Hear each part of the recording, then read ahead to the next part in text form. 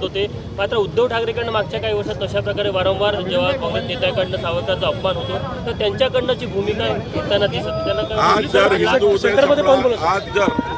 हिंदू हृदय सम्राट बाळासाहेब ठाकरे असते त्यांची आज गरज होती.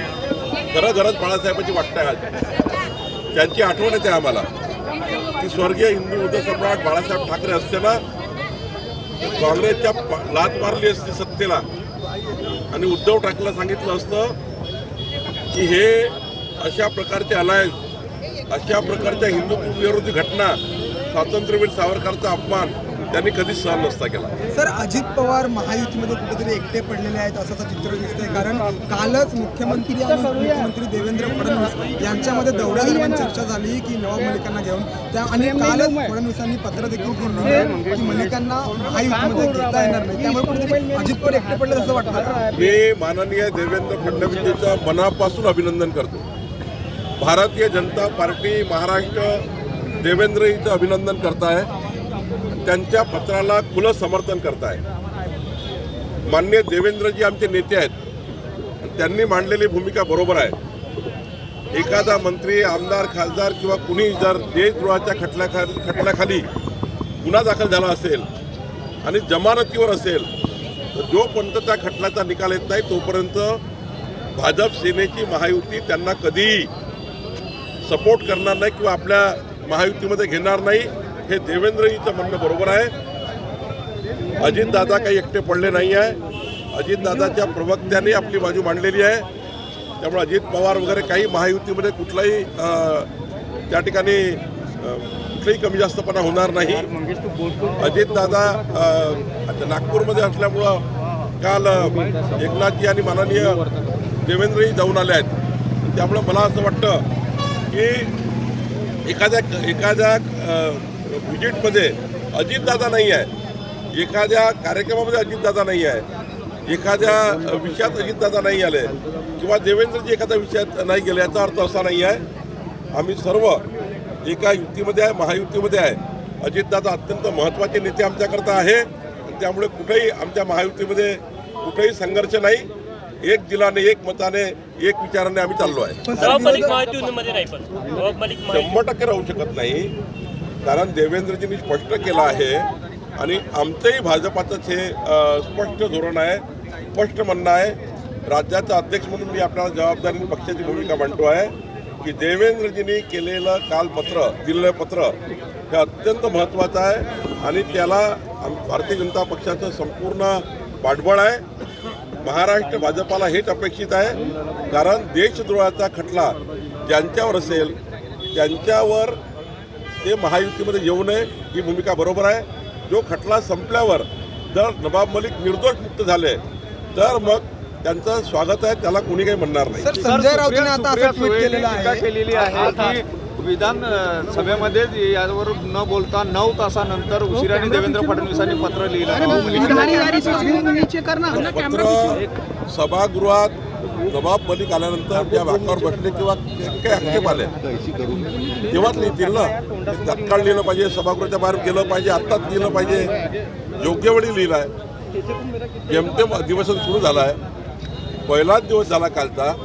योग्य वेळी पत्र लिहिलं आहे आणि अशाच पत्राची भाजपाला अपेक्षा होती. हिंदी में जानना चाहेंगे नवाब मलिक के ऊपर जो पत्र लिखा है उस पर क्या कहेंगे? देखिए, माननीय देवेंद्र फडणवीस जी ने कल जो पत्र लिखा है अजित पवार जी को वो अत्यंत स्पष्ट लेटर है. अत्यंत वो पत्र में कहा है कि नवाब मलिक जी से हमारी कोई दुश्मनी नहीं है, हमारा कोई व्यक्तिगत उनसे दुश्मनी भी नहीं है, सार्वजनिक भी दुश्मनी नहीं है. लेकिन जिस प्रकार से उनके ऊपर केस दाखिल हुआ है, देशद्रोह जैसा केस दाखिल होने के बाद वो राष्ट्रवादी कांग्रेस के जो नवाब मलिक है वो महायुति में नहीं आ सकते जब तक उनके ऊपर का केस क्लियर नहीं होता. और ये बात भारतीय जनता पार्टी ने यही अपेक्षा की थी देवेंद्र जी से. देवेंद्र जी ने जो कहा है वो योग्य कहा है. वो हमारे पार्टी के नेता है, हमारे विधानमंडल के नेता है और यही अपेक्षा देवेंद्र जी से है कि वो इस प्रकार से अजित पवार जी को पत्र लिखकर कहे कि नवाब मलिक जी को जब तक उनका पूरा मामला क्लियर नहीं होता जब तक कोर्ट से निर्दोष नहीं निकलते नवाब मलिक जी, तब तक उनको महायुति में ना रखे। यही बात सही कही है, यही बात भारतीय जनता पार्टी को मान्य है। सर राऊतांनी असं म्हटलंय, असं ट्विट केलंय की जो न्याय नवाब मलिकांना दिला जातो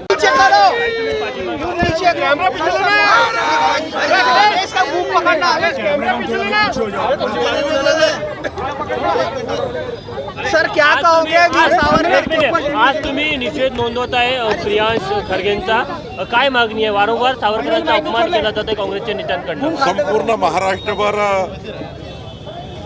जनता युवा मोर्चाचे आमचे कार्यकर्ते रस्त्यावर उतरलेले आहेत। आमच्या महिला आघाडी नहीं नीचे रखो, चेहरा दिखने दो, माइक ऊपर मत दिखाओ। प्रियंका खडगेंनी काल ज्या पद्धतीने स्वातंत्र्यवीर सावरकरांचा पुन्हा अपमान केला,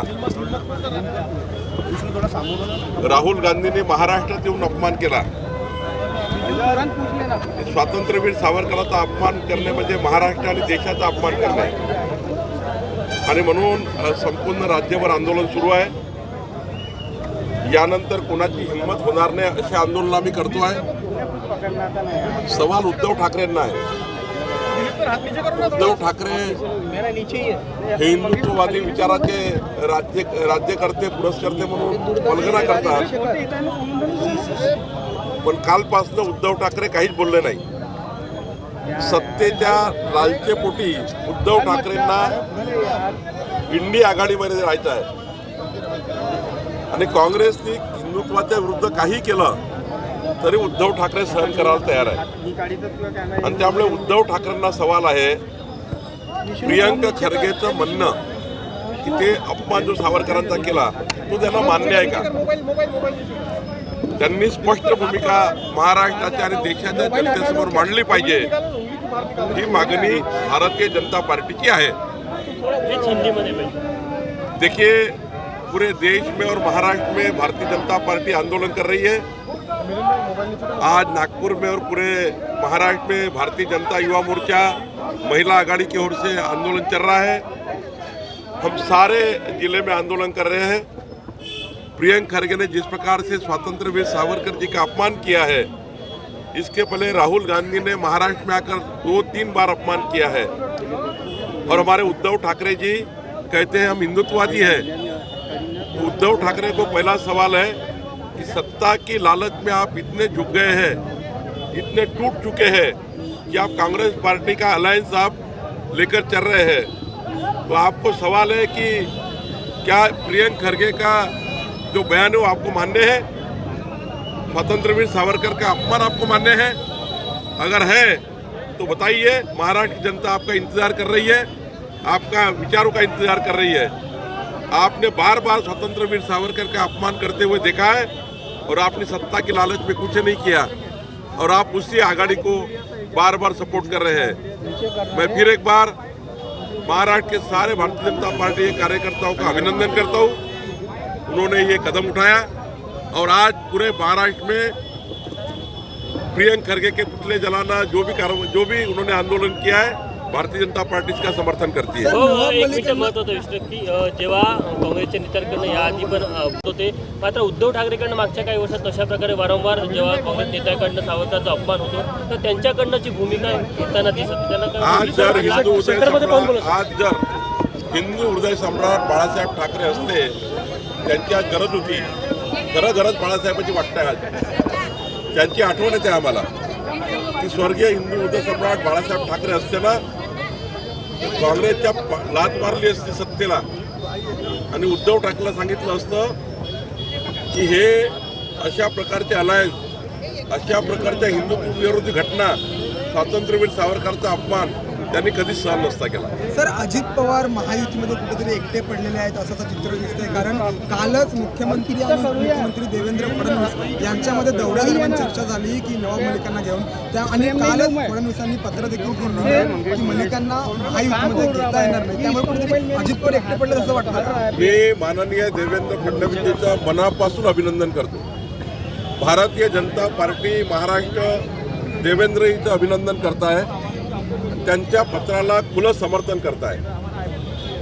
माननीय देवेंद्रजी आमचे नेते आहेत, त्यांनी मांडलेली भूमिका बरोबर आहे। एखादा मंत्री आमदार खासदार किंवा कुणी जर देशद्रोहाच्या खटल्याखाली गुन्हा दाखल झाला असेल आणि जमानतीवर असेल तर जोपर्यंत त्या खटल्याचा निकाल येत नाही तोपर्यंत भाजप सेनेची महायुती त्यांना कधीही सपोर्ट करणार नाही किंवा आपल्या महायुतीमध्ये घेणार नाही. हे देवेंद्रजीचं म्हणणं बरोबर आहे.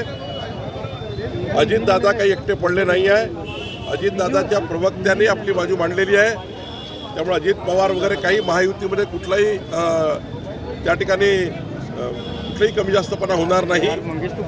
अजितदादा आता नागपूरमध्ये असल्यामुळं काल एकनाथजी आणि माननीय देवेंद्रजी जाऊन आले आहेत. त्यामुळे मला असं वाटतं की एखाद्या व्हिजिटमध्ये अजितदादा नाही आहे, एखाद्या कार्यक्रमामध्ये अजितदादा नाही आहे, एखाद्या विषयात अजितदादा नाही आले किंवा देवेंद्रजी एखाद्या विषयात नाही गेले याचा अर्थ असा नाही आहे. आम्ही सर्व एका युतीमध्ये आहे, महायुतीमध्ये आहे. अजितदादा अत्यंत महत्त्वाचे नेते आमच्याकरता आहे. त्यामुळे कुठेही आमच्या महायुतीमध्ये कुठेही संघर्ष नाही. एक दिलाने एक मताने एक विचाराने आम्ही चाललो आहे. नवाब मलिक महायुतीमध्ये नाही, पण नवाब मलिक 100% राहू शकत नाही. कारण देवेंद्रजींनी स्पष्ट केलं आहे आणि आमचंही भाजपाचंच हे स्पष्ट धोरण आहे, स्पष्ट म्हणणं आहे.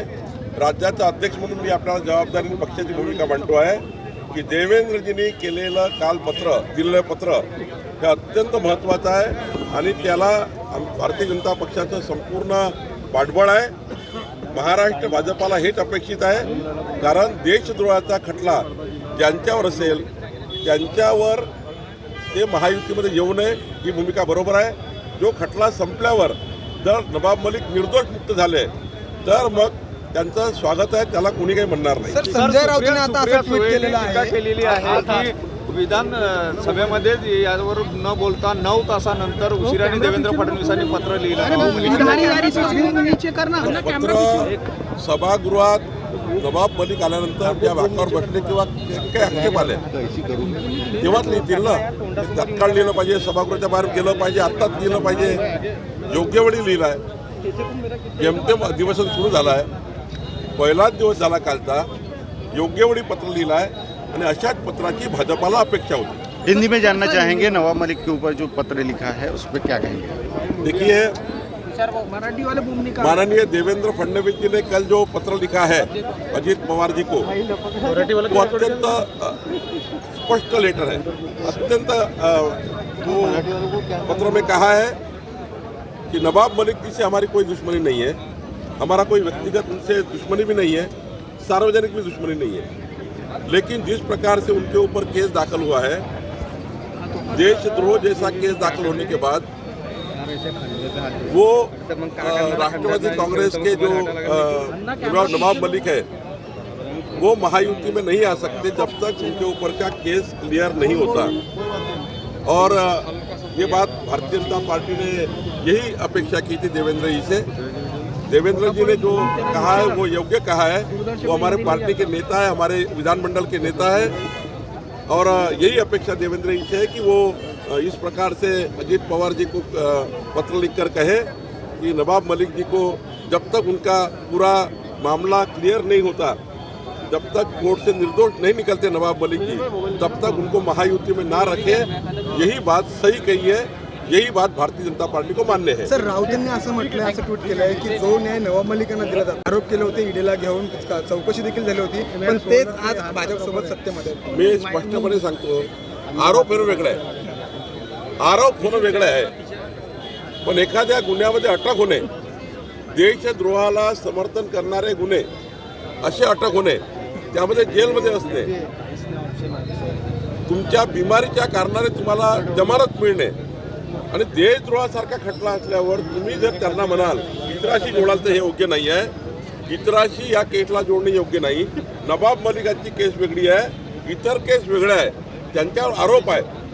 पण पोलिसांनी अटक केली आहे, जेलमध्ये गेले आहेत. जेलमधनं आल्यानंतर देशद्रोहासारखा खटला आहे, त्यामुळे त्या खटल्यात आणि या खटल्यात फरक आहे. त्यामुळे मला वाटतं देशद्रोहाच्या खटल्यामध्ये कुठलंही कॉम्प्रोमाइज कोणत्याही पक्षाने करू नये. खिचडी घोटाळ्याचे धागेदोरे कुठेतरी संजय राऊत यांच्यापर्यंत पोहोचले जातात अशी माहिती मिळते. काय याबद्दल मला काही माहिती नाही, सरकारला माहिती असावं.